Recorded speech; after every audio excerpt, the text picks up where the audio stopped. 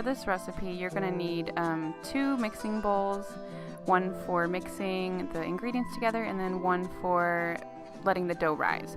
So you also need a few other things. You'll need your yeast, seasoning like garlic and salt, measuring cup, olive oil, and then all-purpose or bread flour. The first thing you do is you want to let your yeast bloom. So how you do that is you get some warm water between, I believe it's 100 and 105 degrees Fahrenheit. You mix a little bit of sugar in, which will activate the yeast better. So here I'm just taking the temperature and it's 106 degrees, and then I'm adding the yeast and just giving it a quick stir just to make sure that the yeast is all covered with water.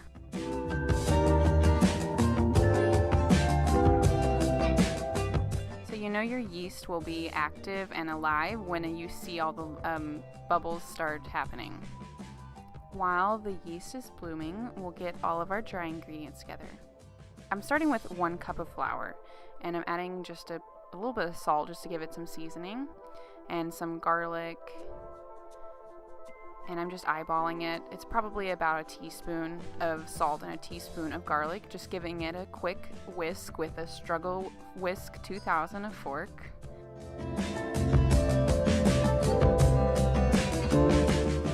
And then I'm just adding some olive oil just to help bring all the ingredients together. As you can see, the yeast is bloomed and ready to be mixed into the dry ingredients. So I'm just getting a quick stir, and then we're just going to pour it straight into the bowl on top of the dry ingredients. With a wooden spoon, you just want to start mixing everything together. This will take a few minutes, and then you want to add your 2nd cup of flour. It'll look kind of dry at first, but just keep going and it will come together. Now you want to dust some flour on your work surface and then turn your dough out and get ready to start kneading your dough. So you can see it's a little dry, but with some good elbow grease and kneading, it will come together and resemble a dough. It was kind of difficult to knead with one hand and then hold the camera with the other, so I'm just kind of going to show you my kneading technique. So you basically just want to turn the dough onto itself and then rotate it and just keep repeating that process. So I like to use the 2-handed method and just kind of roll the dough out like you're playing with Play-Doh. So then you can see that it's not ready because it didn't spring back when you press your finger into it. So then you need to keep working. And once you find that springy texture, then I'm just gonna form it into a ball so that it can proof.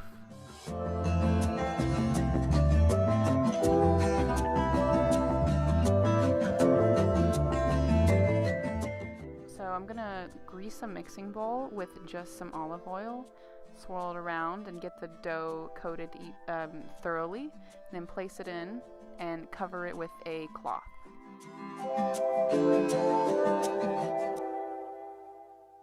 While your dough is proving, then we're going to start on the pizza sauce.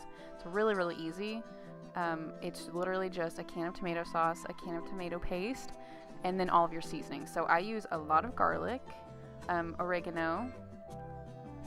I eyeball it, but it's probably, like I said, probably a teaspoon of each, and it's just per taste.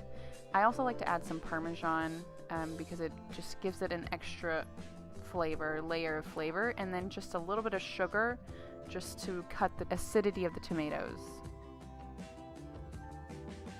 And then of course you have to add some salt and pepper just to round out the sauce.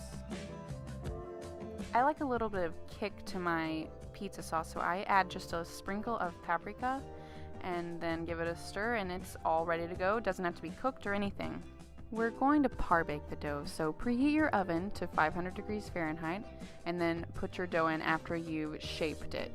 This doesn't take long, just about 5 to 10 minutes. I think around 8 is best that you need to par bake it, and then you can take it out and add all of your toppings. I unfortunately didn't get shaping the dough on camera. That's kind of something that I'm struggling with is shaping the dough. So it's not that pretty, but at the end of the day it tastes delicious, so that's all that matters.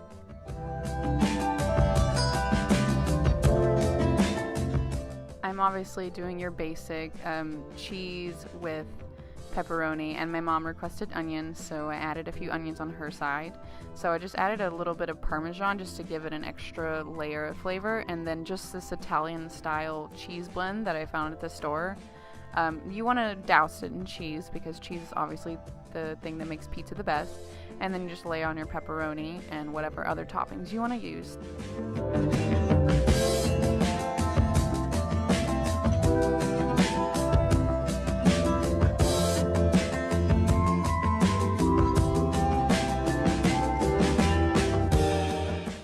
So in order to achieve the perfect crispy crust, you want to add butter, garlic mixture to the edges just to get it perfect and brown and delicious. Then throw it back in the oven until the toppings are brown and crispy, and that only takes like maybe 5 more minutes. And then take it out and you have a delicious, yummy pizza.